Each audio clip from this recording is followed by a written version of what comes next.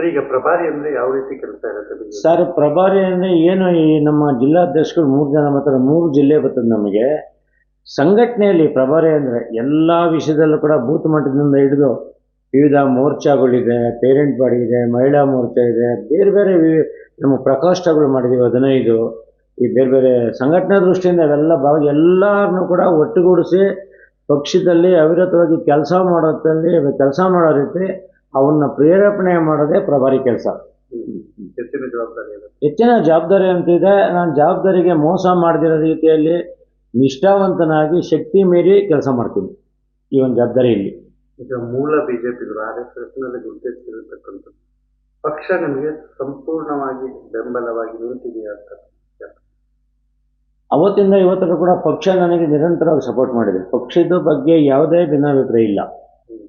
ನಿರಂತರವಾಗಿ ನಾನು ಮಾಡಿದ ಕೆಲಸಕ್ಕೆ ಸಂಘದ ಮುಖಂಡರು, ಭಾರತೀಯ ಜನತಾ ಪಾರ್ಟಿಯ ಮುಖಂಡರು ವಿಶೇಷವಾಗಿ ನನಗೆ ಸ್ಥಾನಮಾನ ಕೊಡ್ತಾ ಬಂದಿದ್ದಾರೆ. ನನ್ನ ಮೇಲೆ ವಿಶ್ವಾಸ ಅಂತೂ ಇಟ್ಟಿದ್ದಾರೆ. ಆ ನಂಬಿಕೆ ನನಗಿದೆ ಖಂಡಿತ. ಯಾರ್ಯಾರಿಗೆ ಧನ್ಯವಾದಗಳನ್ನು ತಿಳಿಸ್ತೀನಿ?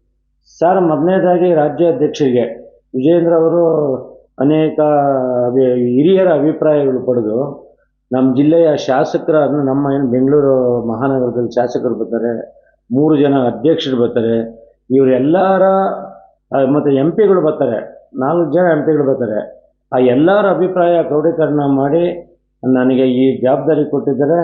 ವಿಶೇಷವಾಗಿ ಯಲಹಂಕ ನನ್ನ ಕ್ಷೇತ್ರ ಆಗಿರೋದ್ರಿಂದ ನಮ್ಮ ಶಾಸಕರು ಕೂಡ ಇದರಲ್ಲಿ ಅವರು ಕೂಡ ವಿಜೇಂದ್ರ ಅವ್ರಿಗೆ ಹೇಳಿದ್ದಾರೆ. ಅವ್ರಿಗೂ ಕೂಡ ಧನ್ಯವಾದ ಅರ್ಪಿಸ್ತಾರೆ. ಸರ್, ಈಗ ಪ್ರಭಾರಿ ಅಂದ್ರೆ ಯಾವ ರೀತಿ ಕೆಲಸ ಇರುತ್ತೆ ನಿಮಗೆ? ಸರ್, ಪ್ರಭಾರಿ ಅಂದರೆ ಏನು, ಈ ನಮ್ಮ ಜಿಲ್ಲಾಧ್ಯಕ್ಷರು 3 ಜನ ಬರ್ತಾರೆ, 3 ಜಿಲ್ಲೆ ಬರ್ತದೆ ನಮಗೆ.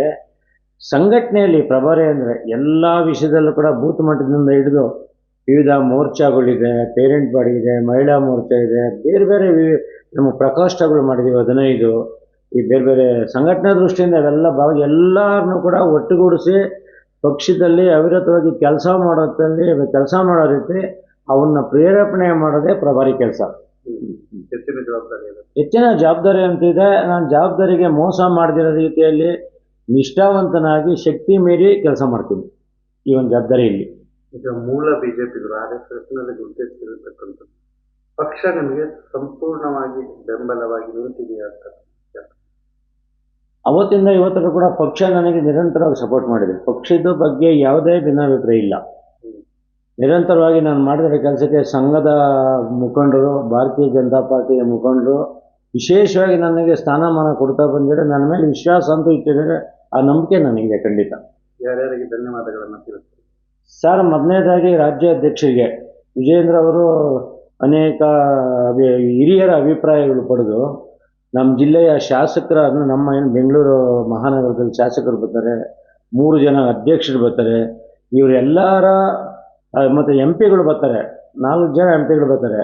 ಆ ಎಲ್ಲರ ಅಭಿಪ್ರಾಯ ಕ್ರೋಢೀಕರಣ ಮಾಡಿ ನನಗೆ ಈ ಜವಾಬ್ದಾರಿ ಕೊಟ್ಟಿದ್ದಾರೆ. ವಿಶೇಷವಾಗಿ ಯಲಹಂಕ ನನ್ನ ಕ್ಷೇತ್ರ ಆಗಿರೋದ್ರಿಂದ ನಮ್ಮ ಶಾಸಕರು ಕೂಡ ಇದರಲ್ಲಿ ಅವರು ಕೂಡ ವಿಜೇಂದ್ರ ಅವ್ರಿಗೆ ಹೇಳಿದ್ದಾರೆ. ಅವ್ರಿಗೂ ಕೂಡ ಧನ್ಯವಾದ ಅರ್ಪಿಸ್ತಾ ಇದ್ದೀನಿ.